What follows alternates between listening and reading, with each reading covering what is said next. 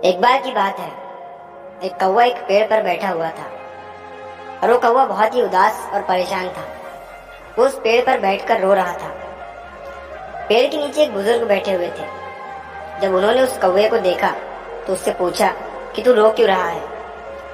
कौवे ने कहा कि मैं अपने इस काले रंग से और बेसुरी आवाज से बहुत परेशान हूँ। जिसके भी घर के सामने बैठता हूँ वो लोग मुझे उड़ा देते हैं। मुझे कोई पसंद नहीं करता है। तभी उन बुजुर्ग ने कौवे से पूछा, फिर तू क्या बनना चाहता है? बोल, मैं तुझे आज बना दूंगा। कौवे को लगा कि जरूर ये कोई ज्ञानी बुजुर्ग है और आज मैं जो बोलूंगा ये मुझे वैसा ही बना देंगे। कौवे ने कहा, आप मुझे हंस बना दीजिए, मैं उसके जैसे बनना चाहता हूँ। कितना सफेद सुर्ख रंग का होता है। तो उन बुजुर्ग ने कहा, मैं तुझे हंस तो बना दूंगा, लेकिन शर्त यह है कि तू पहले एक बार हंस से मिलकर आ। अब कौवा खुशी खुशी हंस के पास जाता है और उसे कहता है कि हंस तू कितना खुश नसीब है, तू कितना सफेद और सुर्ख रंग का है, तू तो बहुत खुश रहता होगा। हंस ने कौवे से कहा कि तुझे ये किसने कहा कि मैं खुश हूँ? कौवा ये सुनने के बाद हैरान हो गया।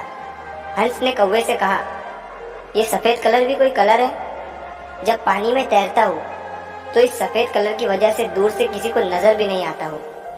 कौवे ने उससे कहा कि अगर तेरी जिंदगी इतनी खराब है तो फिर तू क्या बनना चाहता है?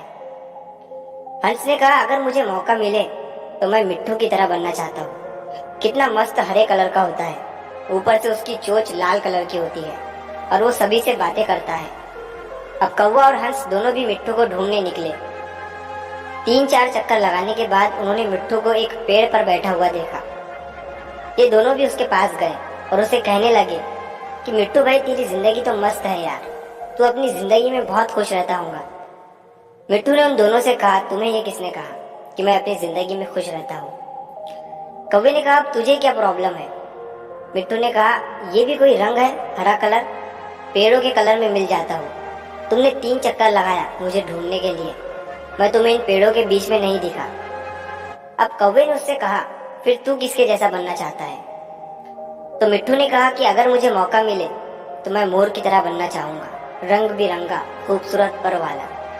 अब ये तीनों मोर के पास पहुंचे। मोर को देखते ही तीनों ने मोर से कहा कि मोर भाई, कितनी बढ़िया जिंदगी है तेरी, तू कितनी बढ़िया जिंदगी जीता है। तू जब बरसात में नाचता है तो सारे लोग तुझे दूर दूर से देखने के लिए आते हैं। तेरी जिंदगी तो मस्त है। मोर ने उन तीनों की तरफ देखकर कहा, तुमसे किसने कहा कि मैं अपनी जिंदगी में मस्त रहता हूँ? अब कौवे ने मोर से पूछा कि तू भी अपनी जिंदगी से खुश नहीं है, अब तुझे क्या प्रॉब्लम है? तभी मोर ने कहा, ध्यान से एक आवाज को सुनो जो धीरे धीरे हमारी तरफ बढ़ रही है। कौवे ने कहा कि ये किसकी आवाज है? मोर बोला, शिकारी की। हर वक्त हमें शिकारियों से बच के भागना पड़ता है। अगर किसी शिकारी ने हमें पकड़ लिया तो हमारे एक एक पर को हमारी बॉडी से नोच लेता है, पूरी खूबसूरती हमारी छीन लेता है। तो कौवे ने मोर से कहा, फिर तू किसके जैसा बनना चाहता है? मोर ने कौवे की तरफ देखकर कहा कि मैं तेरे जैसा बनना चाहता हूँ। तुझे किसी बात का टेंशन ही नहीं है, जहाँ मर्जी चाहे उड़ सकता है, जिस दिशा में चाहे जा सकता है। किसी शिकारी से तुझे डरने की जरूरत नहीं है, क्योंकि कोई शिकारी तुझे पकड़ता ही नहीं है और इंसान भी तुझे पकड़कर पिंजरे में नहीं रखते हैं। तू अपनी मर्जी का मालिक है। तेरी जैसी जिंदगी मैं जीना चाहता हूँ। ये सुनने के बाद कौवा हैरान हो गया और कौवा फिर से वापस उन बुजुर्ग के पास पहुंचा। उन बुजुर्ग ने कौवे से कहा, क्या मैं तुझे हंस बना दूं? कौवे ने उनकी तरफ देखा और मुस्कुराया और कहा कि नहीं, मैं जैसा हूँ वैसा ही ठीक हूँ, मुझे अपनी जिंदगी बहुत पसंद है।